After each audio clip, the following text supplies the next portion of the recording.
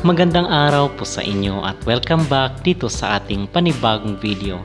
At mga kapolitika, atin nga pong nasaksihan yung moment of truth, bakbakan sa gupaan ng Team Alas kontra dito sa powerhouse na Vietnam.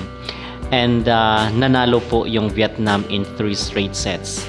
So ating pag-uusapan in this video, bakit nga ba natalo at natambakan ang Team Alas kontra dito sa kupunan ng Vietnam. Pero bago ang lahat ay huwag kalimutang mag-like at mag-subscribe na rin kayo para updated kayo sa ating mga latest issue. At na 3 straight sets nga po ang pagkatalo ng Team Alas kontra dito sa malakas na koponan ng Vietnam.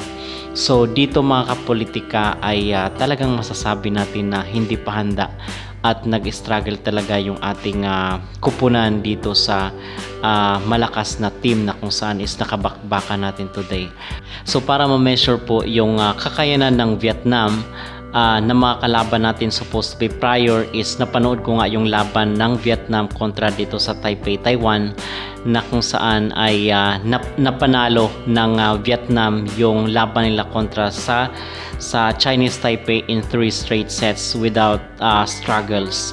So doon is na-measure ko talaga na kung makakalaban kasi kahapon 'di ba nakasagupaan ng Team Alas itong Chinese Taipei in 5 sets. So yung laban ng Vietnam kontra sa Chinese Taipei is 3 sets lang. So tayo nung nakalaban natin yung Chinese Taipei is 5 sets and nag-struggle pa nga tayo doon. So doon ko na measure at masabi na kung saan ay nasa ibang level na po yung Vietnam. Okay, so although natalo natin yung yung Chinese Taipei, pero the fact na natalo ng Vietnam yung Chinese Taipei in 3 sets at wala silang struggle doon, meron na akong impression na matatalo po talaga yung ating kupunan dito sa Vietnam. So bakit nga ba natalo at natambakan yung Team Alas mga kapolitika? So unang-una ay yung height po talagang na-maximize at nagamit ng Vietnam yung kanilang height, most especially doon sa mga moment na kung saan ay yung blockings nila mga kapolitika, yung kanilang net defense. Okay, so talagang very observed doon sa laro na kung saan ay yung mga drop ball ay hindi nakakalusot dahil matatangkad nga yung nasa harapan ng Team Alas. So isa po yun. Liban na lang siguro kung yung abilidad natin ay mala Thailand na. So yun siguro ay masasabi natin na kaya na at meron ng match ang Pilipinas dito sa sa Vietnam. Pero mabilis sila, kahit matangkad sila mga kapolitika is mabilis. Okay, at napakabilis rin ng rotation nila. So yun ang aking na-observe. At yung hindi po natin napa-stop yung kailang main player na si Tuyen at si T4. So yun, isa rin po yun sa mga factor bakit natalo yung ating koponan.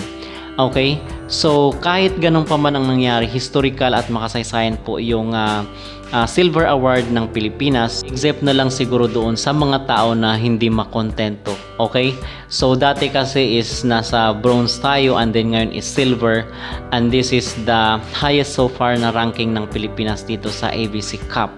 Okay, so at gusto ko rin lang po palang appreciate of course yung effort ni Coach De Brito na kung saan ay napaangat niya sa madaling sabi ang ranking ng Pilipinas, at meron ring mga balibalita na i-extend daw yung contract ni Coach De Brito. Okay, so yun po ang mga balita doon sa PNVF dahil sa malaking contribution ni Coach De Brito dito sa koponan national team ng Pilipinas. Okay, so and isa pa mga kapolitika, di ba, kino-contest yung gender ni Tuyen. So ito daw po pala ay naglaro sa South Korea and na-check daw po doon ng organization ang kanyang gender, and ito lang po yung aking nabasa at na nakalap na impormasyon doon sa social media na itong si Tuyen is nagkaroon na po siya ng gender test doon sa South Korea kasi pinagdududahan din daw siya doon ng mga committee at ng mga team. So para mawala daw yung mga agam-agam at mga doubt ay nagpa-gender test daw itong si Tuyen at doon daw napatunayan na talagang biologically female daw itong main player or key player ng Vietnam. Okay? So kung wala siguro itong si Tuyen mga kapolitika and si T4 lang, siguro meron sigurong match, although manalo man siguro, pero dadaan muna sila sa butas ng karaim or baka ma 5 set yon.